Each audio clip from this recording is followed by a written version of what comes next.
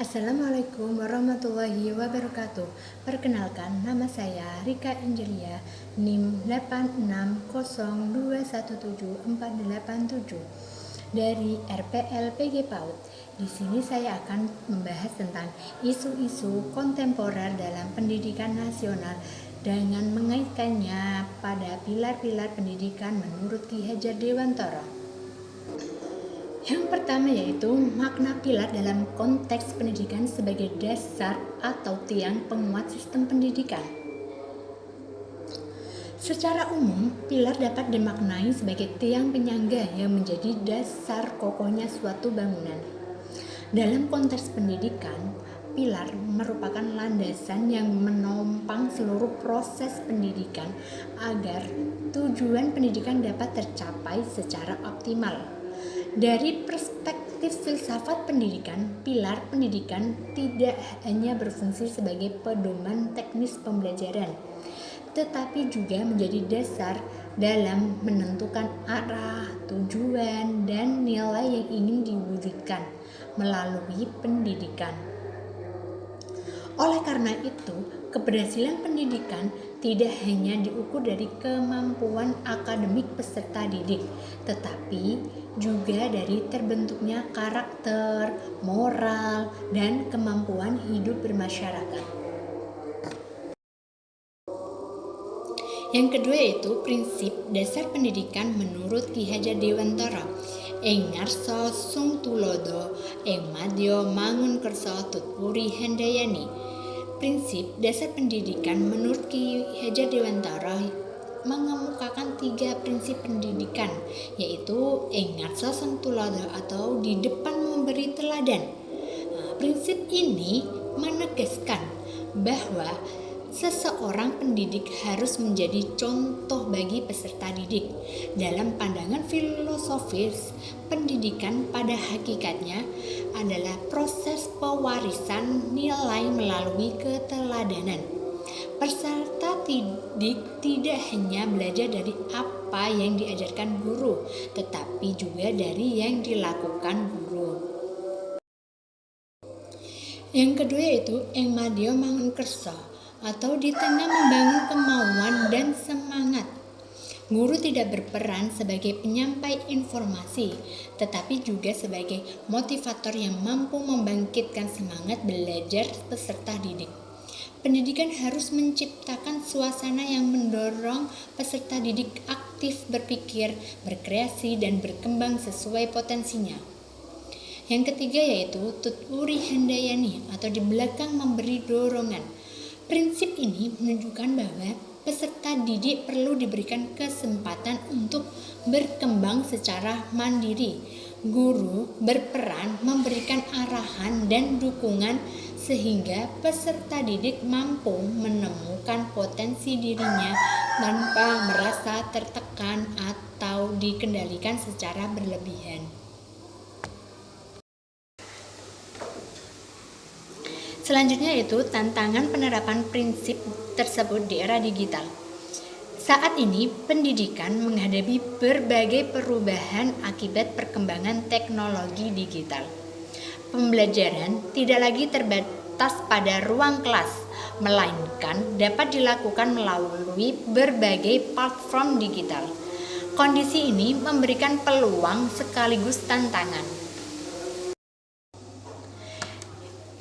Yang pertama yaitu tantangan literasi digital. Salah satu isu kontemporer yang paling menonjol adalah rendahnya literasi digital peserta didik. Banyak peserta didik mampu menggunakan teknologi, tetapi belum tentu mampu menyaring informasi yang benar dan bermanfaat. Dalam perspektif ing ngarsa sung tulodo, guru perlu menjadi teladan dalam penggunaan teknologi yang bijaksana. Guru tidak cukup hanya menguasai teknologi, tetapi juga harus menunjukkan etika digital seperti menghargai karya orang lain, menghindari plagiarisme, dan menggunakan media sosial secara bertanggung jawab. Apabila guru mampu menjadi contoh yang baik, peserta didik akan lebih mudah memahami bahwa teknologi harus digunakan belajar dan mengembangkan diri, bukan hanya sekedar untuk hiburan. Yang kedua yaitu pengaruh kecerdasan buatan. Perkembangan kecerdasan buatan seperti ChatGPT dan berbagai aplikasi AI telah mengubah cara peserta didik memperoleh informasi. Di sisi lain, AI dapat membantu peserta didik mencari referensi dan memahami materi dengan cepat. Namun, di sisi lain, penggunaan AI yang tidak bijak dapat menurunkan kemampuan berpikir kritis karena peserta didik cenderung menerima informasi secara instan tanpa melakukan analisis. Melalui prinsip ing madya mangun kersa, guru harus hadir di tengah peserta didik sebagai fasilitator yang mendorong mereka untuk berpikir kritis, mengajukan pertanyaan, dan mengevaluasi informasi yang diperoleh dari teknologi. Dengan demikian, teknologi tidak menggantikan proses berpikir manusia, tetapi justru menjadi sarana untuk meningkatkan kualitas pembelajaran. Yang ketiga yaitu krisis karakter di kalangan peserta didik.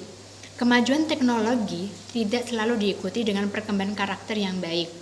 Fenomena perundungan digital, ujaran kebencian, rendahnya sopan santun, dan menurunnya empati menjadi masalah yang semakin sering ditemukan. Dari sudut pandang aksiologi atau nilai dalam filsafat pendidikan, pendidikan tidak hanya bertujuan menghasilkan individu yang cerdas, tetapi juga manusia yang bermoral dan berakhlak. Prinsip Tutwuri Handayani sangat relevan dalam menghadapi kondisi ini. Guru perlu memberikan ruang bagi peserta didik untuk berkembang, namun tetap melakukan pendampingan dan pembinaan karakter. Pendidikan karakter harus terintegrasi dalam seluruh proses pembelajaran, baik secara langsung maupun melalui media digital. Yang keempat yaitu ketimpangan akses pendidikan digital. Isu lain yang masih menjadi tantangan adalah kesenjangan akses teknologi antara daerah perkotaan dan pedesaan. Tidak semua peserta didik memiliki perangkat dan jaringan internet yang memadai. Dalam perspektif filsafat pendidikan Ki Hajar Dewantara, pendidikan harus menjunjung prinsip keadilan dan memberikan kesempatan yang sama kepada seluruh peserta didik. Oleh karena itu, pemerintah, sekolah, dan masyarakat perlu bekerja sama untuk memastikan bahwa transformasi digital tidak menciptakan ketimpangan baru dalam dunia pendidikan. Selanjutnya yaitu tentang bagaimana pilar tersebut dapat menjawab persoalan pendidikan nasional saat ini. Jika dianalisis lebih dalam, pemikiran Ki Hajar Dewantara menunjukkan bahwa pendidikan tidak boleh hanya berorientasi pada penguasaan ilmu, pengetahuan, dan teknologi. Pendidikan harus tetap berpusat pada manusia sebagai makhluk yang memiliki akal, moral, dan budaya. Kemajuan teknologi dapat membantu proses belajar, tetapi tidak dapat menggantikan peran guru sebagai teladan, pembimbing, dan pendidik karakter. Oleh karena itu, tantangan pendidikan saat ini bukan sekedar bagaimana menggunakan teknologi, melainkan bagaimana memanfaatkan teknologi untuk mendukung terbentuknya manusia yang berkarakter dan bertanggung jawab. Menurut saya, pilar-pilar pendidikan Ki Hajar Dewantara masih sangat relevan untuk menjawab persoalan pendidikan di era digital. Keteladanan guru, motivasi belajar, dan pendampingan yang berkelanjutan merupakan fondasi penting dalam membangun generasi yang tidak hanya cerdas secara intelektual, tetapi juga memiliki integritas, empati, dan kemampuan beradaptasi terhadap perubahan zaman. Berdasarkan uraian tersebut, dapat disimpulkan bahwa pilar-pilar pendidikan menurut Ki Hajar Dewantara tetap menjadi landasan yang kuat dalam menghadapi berbagai isu kontemporer pendidikan melalui prinsip ing ngarsa sang tulodo, ing madya mangun kersa, dan Tutwuri Handayani. Pendidikan dapat mengembangkan peserta didik yang mampu memanfaatkan teknologi secara bijak, sekaligus memiliki karakter kuat sebagai bekal menghadapi masa depan.